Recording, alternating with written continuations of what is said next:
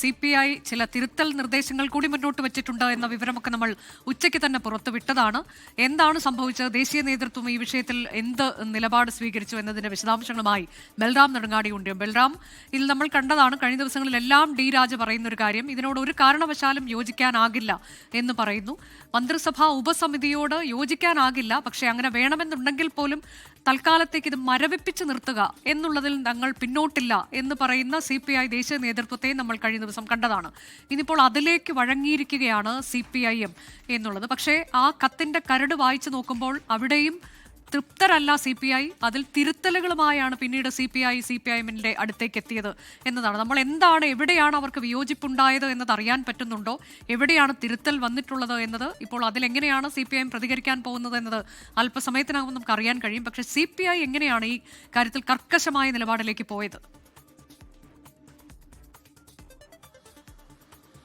അനുജ, ഈ പ്രശ്നങ്ങൾ സങ്കീർണമായി പോകുന്ന ഘട്ടത്തിലാണ് CPIM-ന്റെയും CPI-യുടെയും കേന്ദ്ര നേതൃത്വങ്ങളുടെ ഇടപെടലിലൂടെ ഈ പ്രശ്നങ്ങൾക്ക് അല്ലെങ്കിൽ തർക്കത്തിന് ഒരു പരിഹാര മാർഗം തെളിഞ്ഞിരിക്കുന്നത്. അത് CPIM general secretary MA baby ഇതുമായി ബന്ധപ്പെട്ട് സ്വന്തം പാർട്ടിയിൽ സംസാരിച്ച് ഇക്കാര്യത്തിൽ ഒരു തീരുമാനത്തിലേക്ക് എത്തുകയും തുടർന്ന് കേന്ദ്രത്തിന് ഒരു കത്ത് നൽകാനുള്ള ഒരു തീരുമാനം, ആ കത്തിൻ്റെ ഡ്രാഫ്റ്റ് കരട് CPI ജനറൽ സെക്രട്ടറി ഡി രാജയ്ക്ക് അയച്ചു നൽകുകയും ചെയ്തിരുന്നു.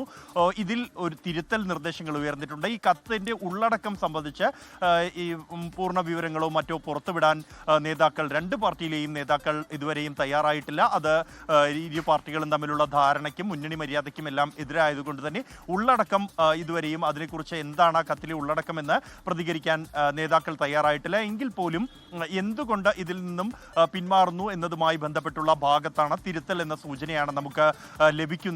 അത് ഒപ്പം തന്നെ ഈ തുടർന്ന് ഇക്കാര്യങ്ങൾ കേരളത്തിൽ നടന്ന ചർച്ചകളിൽ ഇത്തരത്തിൽ അനുകൂലമായ ഒരു സാഹചര്യത്തിലേക്ക് കാര്യങ്ങൾ നീങ്ങുകയായിരുന്നു.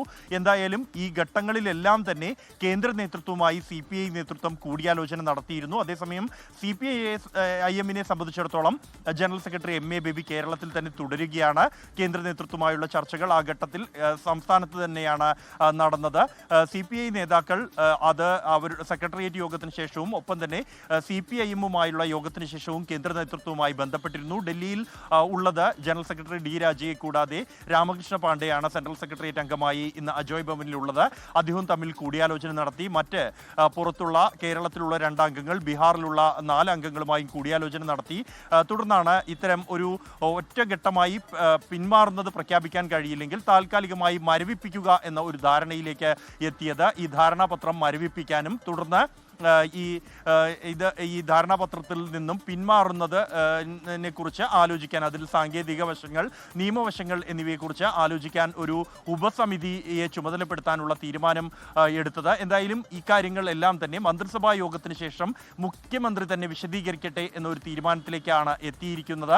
അതുകൊണ്ട് തന്നെ ഇക്കാര്യങ്ങൾ ഒന്നും തന്നെ വാർത്താ സമ്മേളനത്തിലോ അല്ലെങ്കിൽ മാധ്യമങ്ങളെ കണ്ട ഘട്ടത്തിലോ മറ്റേ ഒരു നേതാക്കളും പ്രതികരിക്കാൻ, ജനറൽ സെക്രട്ടറി ഡി രാജയോ ബിനോയ് വിശ്വമോ പ്രതികരിക്കാൻ തയ്യാറായിട്ടില്ല.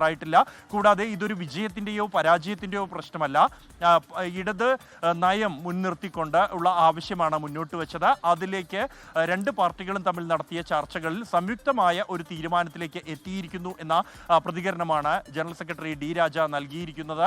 എന്തായാലും മുഖ്യമന്ത്രി തന്നെ ഇക്കാര്യങ്ങൾ വിശദീകരിക്കാൻ ഉള്ള ഒരു ധാരണയിലേക്ക് എത്തിയിരിക്കുന്നു. ഈ പദ്ധതി താൽക്കാലികമായി മരവിപ്പിക്കുന്നതായി കാണിച്ച് കേന്ദ്രത്തിന് കത്തയക്കും. തുടർന്ന് അടുത്ത ഘട്ടം എന്നുള്ളത് ഉപസമിതിയാണ്. ലോകത്തെവിടെയായാലും ഏത് സമയത്തും 24 വാർത്തകളും ഓഗ്മെന്റഡ് റിയാലിറ്റി പാക്കേജുകളും എക്സ്പ്ലെയിനറുകളും വിശദമായി കാണാൻ ഞങ്ങളുടെ YouTube ചാനൽ നിങ്ങൾക്ക് സബ്സ്ക്രൈബ് ചെയ്യാം.